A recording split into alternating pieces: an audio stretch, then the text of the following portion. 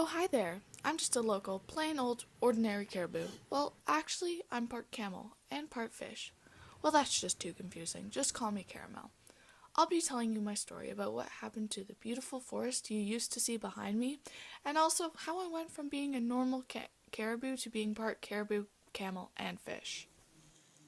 So, here it goes. My story begins on a perfect day in Grand Jardin National Park, located 47.6662 degrees north and 70.6277 degrees west in Quebec.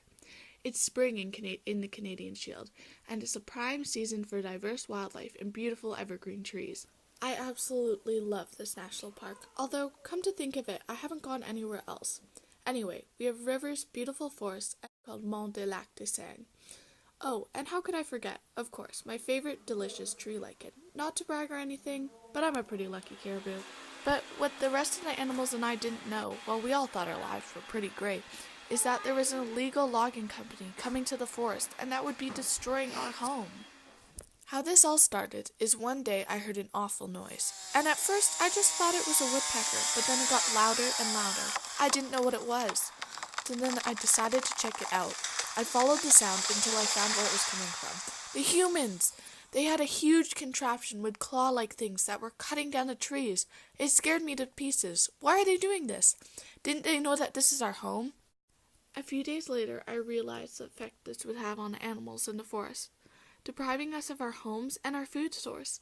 Within the next couple of days, my population was being severely affected. Because the lichen we eat grows on the trees that are being cut down, we aren't getting enough to eat. When I thought absolutely nothing would get better, and hoping nothing would get worse, I woke up one morning feeling a little weird. When I looked around, I saw that my back looked very different. I'd grown some sort of weird bump that the other animals called a camel hump. They said that the camel is a type of animal that lives in Africa, which is apparently really far away.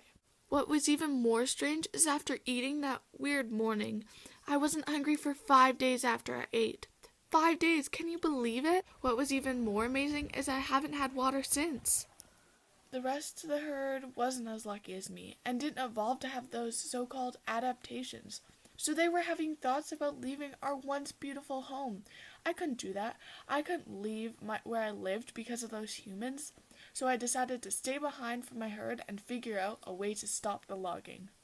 What could I do to stop the loggers? How was I going to stop them? So many questions were running through my mind, and I had no idea how to stop them. I finally decided to just go up to those humans and stand my ground. But there was a change of plans when I got there. There was other humans there standing in front of the cutting contraptions with signs reading "Save the Forest," and I heard weird noises, apparently called sirens, and bright flashing lights. The people with the signs had called the police for the illegal loggers to get arrested. Yay, but they had already cut down my home. I had barely any food to survive just eating every 5 days, and my herd is gone. What am I going to do? I forgot to think about what I was going to do after the loggers had stopped. Most of the ecosystem is destroyed. To expand my food palette, so I will have food to eat every 5 days when I get hungry. Maybe the dirt? No. Or how about the seaweed in Mont de Lac de Seine? I decided to try seaweed, and when I went underwater, it was weird because I could breathe like a fish, and I stayed under and grabbed the seaweed and then came back up. To be honest, the seaweed wasn't that bad. So I fixed the food problem, but the forest is still destroyed. And I don't get it. Do the humans not understand the effect this has on the wildlife? What do they think? We're just going to move out of our homes when they just take the land we live on? Anyway, I didn't think I could ever trust a human again after what happened. But then I saw some humans planting trees in the forest.